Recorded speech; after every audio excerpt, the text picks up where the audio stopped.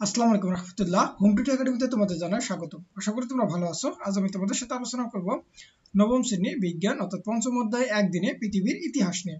তোমাদেরকে বলতে চাই, তোমরা যদি আমার চ্যানেলে নতুন হতে অবশ্যই চ্যানেলকে সাবস্ক্রাইব করিও। তাহলে আজকে আমাদের মূল আলোচনার বিষয় মূলত হচ্ছে একদিনে পৃথিবীর ইতিহাস। তাহলে আসলে এখানে আমাদের কি বলতেছে, যে বিশ্ব জগতের শুরু থেকে আজ পর্যন্ত যা যা ঘটছে এই সকল ঘটনাকে আমরা যদি একসঙ্গে দেখতে পারতাম কেমন হতো। ধরো এক বছরের মধ্যে যদি এই সকল ঘটনা ঘটতো বা একদিনে, তাহলে কখন কি ঘটতো এই অভিজ্ঞতা, এই ঘটনা প্রবাহকে একটু দ্রুত গতিতে দেখে নেই। তার মানে আমরা দেখো, আমরা এখন কি করব, যে আসলে এই ঘটনাগুলোকে কিভাবে আমরা দেখতে পারি। তাহলে আমাদের প্রথম সেশনে আমাদেরকে কি বলতেছে, যে তোমাদের জন্ম থেকে এখন পর্যন্ত কি গুরুত্বপূর্ণ ঘটেছে সেগুলো তোমরা জানো বা মনে করতে পারো। অনেক ঘটনার কথা এক্ষেত্রে বলতে পারো, যেমন জন্ম, প্রথম দাঁত পড়া, প্রথম স্কুলে ভর্তি, প্রথম অন্য শহরে আসা, ছোট ভাই বা বোনের জন্ম ইত্যাদি।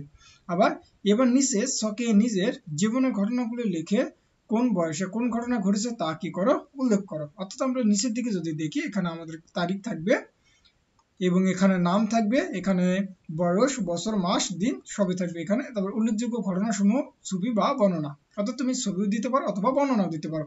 তো চলো আমরা এর একটা নমুনা উত্তর দেখে নেওয়া যাক, যে আসলে আমরা এখানে এগুলোকে কিভাবে বর্ণনা করতে পারি।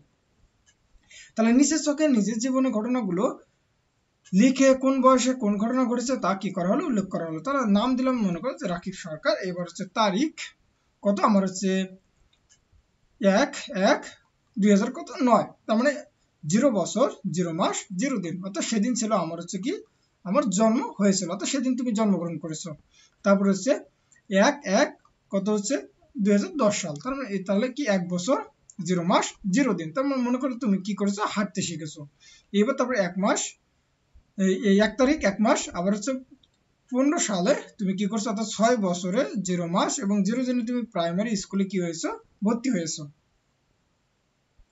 তারপরে তোমার হচ্ছে 1 মাস, এই 1 তারিখ 1 মাস এবং কত 21 সালে তুমি কি করেছো, অর্থাৎ 12 বছরে 12 বছর 0 মাস এবং 0 দিনে তুমি ষষ্ঠ শ্রেণীতে কি হয়েছে, ভর্তি হয়েছো।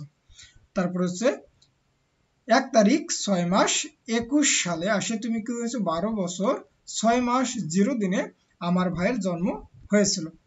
তারপরে 1 তারিখ 6 মাস 2023 সালে কি হয়েছে, যে 14 বছর 6 মাস 0 দিনে আমি কক্সবাজার কি করলাম, ভ্রমণ করলাম।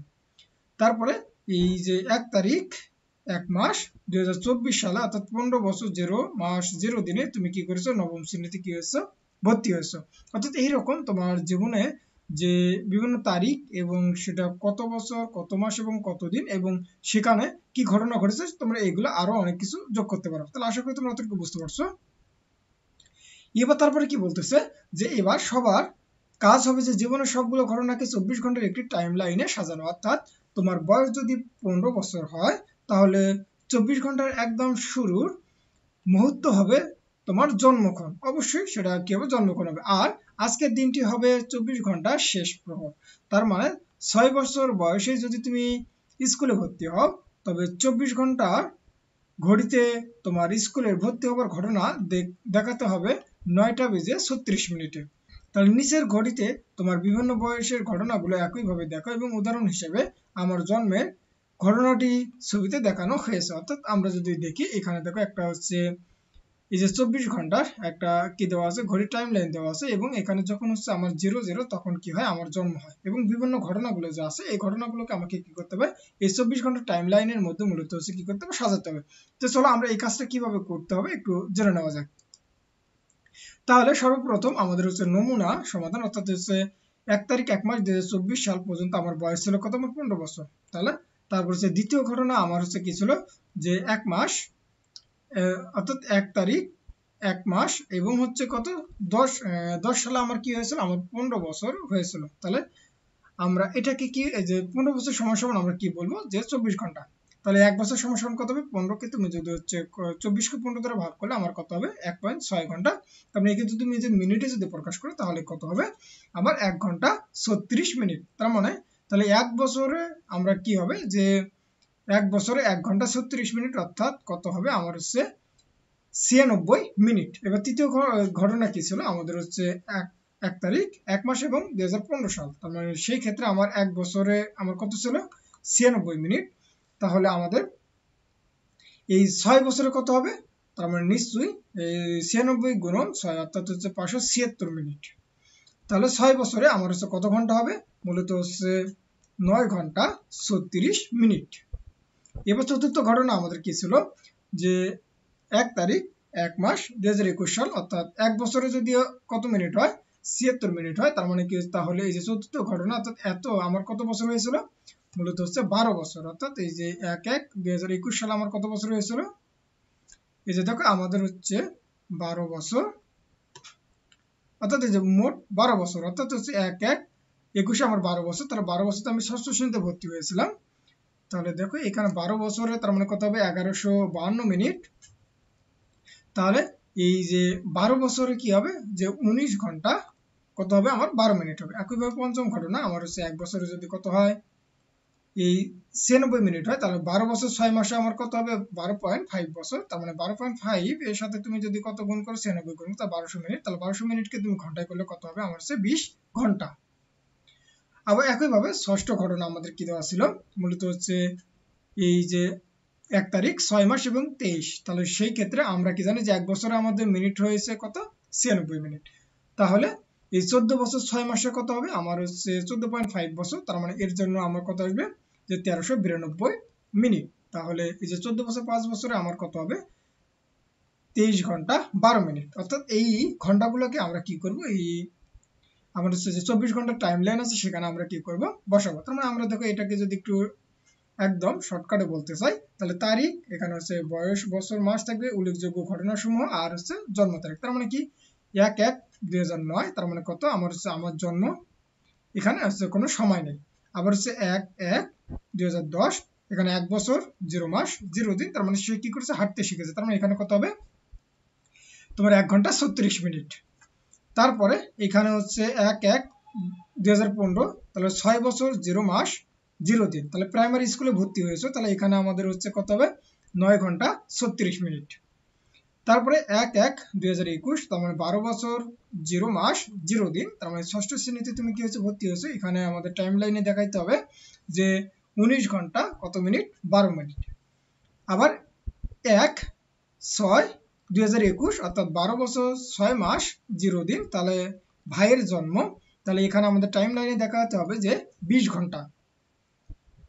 তারপরে 1/6 কত 23, তাহলে 14 বছর 6 মাস 0 দিন, তাহলে কক্সবাজার ভ্রমণ, তাহলে টাইম লাইনে দেখাবো হচ্ছে 23 ঘন্টা 12 মিনিট। আর 1/1/2024, অর্থাৎ 15 বছর 0 মাস 0 দিন, নবম শ্রেণীতে ভর্তি হয়েছে, সেই ক্ষেত্রেও আমাকে টাইম দেখাতে হবে কত আমাকে 00। দেখো এই বিষয়গুলো মূলত আমরা এখানে উল্লেখ করেছি, যে এই যে 00 তে আমরা দুইটা পাইছিলাম, আমার জন্ম আর হচ্ছে নবম শ্রেণীতে ভর্তি হওয়া। আবার দেখো হাঁটতে শিখেছি কত এই যে এই বরাবর। তারপরে অর্থাৎ হাঁটতে শিখা আমার হচ্ছে দেখো এখানে কত ছিল এই যে 1 ঘন্টা 36 মিনিট। দেখো এটাই আমরা এটাই দেখাচ্ছি যে এটা হচ্ছে মূলত হচ্ছে 1 ঘন্টা 36 মিনিট। তারপরে আমরা যদি একটু নিচের দিকে আসি, তার মানে যে প্রাইমারি স্কুলে ভর্তি হয়েছিলাম কততে, আমরা প্রাইমারি স্কুলে ভর্তি হয়েছিলাম মূলত দেখো প্রাইমারিতে হচ্ছে 9 ঘন্টা 36 মিনিটে, তার মানে দেখো এই যে, তাহলে এই যে এটাই মূলত হচ্ছে 9 ঘন্টা 36 মিনিট। তারপরে আমাদেরকে কত দেখাচ্ছে যে এই ষষ্ঠ শ্রেণীতে ভর্তি হয়েছি 19 ঘন্টা 12 মিনিট। দেখো ষষ্ঠ শ্রেণীতে ভর্তি হয়েছি মূলত এই যে 19 ঘন্টা 12 মিনিট। তারপরে আমাদের হচ্ছে কত এই যে ভাইয়ের জন্ম কত হয়েছে 20 ঘন্টাতে, দেখো একদম ফুল 20 ঘন্টাতে হচ্ছে ভাইয়ের জন্ম। আর কক্সবাজার ভ্রমণ হয়েছে মূলত হচ্ছে কখন এই যে 23 ঘন্টা 12 মিনিটে। দেখো এই যে এটাই হচ্ছে মূলত 23 ঘন্টা 12 মিনিট। অর্থাৎ এইভাবে আমরা কি করতে পারি টাইম লাইনে, এই একদিনের টাইম লাইনে আমাদের যে বিভিন্ন ঘটনাগুলো আছে এগুলো কি করতে পারি আমরা সাজাতে পারি। তাহলে আশা করি এতটুকু তোমরা বুঝতে পারছো। এইবার তারপরে আমাদের কি বলতেছে এখানে, যে তোমার নিজের জীবনে গুরুত্বপূর্ণ ঘটনা নিয়ে আলোচনা হলো। তাহলে মহাবিশ্বের শুরু থেকে এখন পর্যন্ত গুরুত্বপূর্ণ ঘটনাগুলো কি কি, এবং তোমরা অনেকেই হয়তো বিগ ব্যাং, তারপরে পৃথিবীর সৃষ্টি, চাঁদের সৃষ্টি ইত্যাদি ঘটনার কথা আগে থেকে শুনেছো। তাহলে অন্য শিক্ষার্থীদের কাছ থেকে শোনো, যে বিভিন্ন শিক্ষার্থীদের কাছ থেকে যে ঘটনাগুলো আসবে সেগুলো নোট করে জোড়ায় আলোচনা করে ধারাবাহিকভাবে সাজাও, এবং এই জিনিসগুলোই মূলত হচ্ছে আমাকে এই ছকের মধ্যে লিখতে হবে। তো চলো আমরা এর একটা নমুনা উত্তর দেখে নেওয়া যাক যে আসলে এখানে কি কি ঘটনা আমরা উল্লেখ করতে পারি। তাহলে দেখো আমরা সমাধানে কি বলতে পারি যে মহাবিশ্বের শুরু থেকে এখন পর্যন্ত গুরুত্বপূর্ণ ঘটনাগুলো হচ্ছে নিম্নরূপ। কি কি? যে এক নম্বরে বলতে পারি যে অতি ক্ষুদ্র অণুর সম্প্রসারণ, অর্থাৎ যখন পৃথিবী সৃষ্টি হয়েছিল সেই সময় ধরা হইতো যে ওই অণুগুলো খুবই ক্ষুদ্র ছিল এবং এগুলো প্রসারিত হয়ে মূলত আজকের এই এত বিশাল জগৎ একটা সৃষ্টি হয়েছে। তারপরে হচ্ছে কি বিগ ব্যাং, তারপরে হচ্ছে সূর্যের সৃষ্টি, তারপরে হচ্ছে পৃথিবী ও চাঁদের সৃষ্টি, কোষের সৃষ্টি, বাতাসে অক্সিজেন, তারপরে হচ্ছে ব্যাকটেরিয়া ও ফাঞ্জাইয়ের সৃষ্টি। তারপরে আমরা আরো উল্লেখযোগ্য ঘটনার মধ্যে বলতে পারি যে মাছ ও চতুষ্পদী প্রাণী সৃষ্টি, তারপরে হাঙ্গর সৃষ্টি, কীট পতঙ্গ সৃষ্টি, সরীসৃপ ডাইনোসরের আবির্ভাব, তারপরে হচ্ছে পাখি ও স্তন্যপায়ী প্রাণীদের সৃষ্টি এবং সর্বশেষ হচ্ছে কাজ সৃষ্টি আমার মানুষের সৃষ্টি। তাহলে আশা করি তোমরা এতটুকু বুঝতে পারছো যে এখানে উল্লেখযোগ্য ঘটনাগুলো কি। এবার তারপরে কি বলতেছে যে তোমরা ধারাবাহিক ঘটনা প্রবাহ অন্যদের শোনাও এবং অন্যদের ঘটনা প্রবাহ শুনে কি করে মতামত দাও। তাহলে আশা করি বুঝতে পারছো। আজকের মতো এই পর্যন্ত। আমি পরবর্তী ভিডিওতে তোমাদের সাথে এই যে দ্বিতীয় ও তৃতীয় সেশন নিয়ে আলোচনা করবো। তোমরা সকলে ভালো থাকবে, সুস্থ থাকবে। আল্লাহ হাফেজ।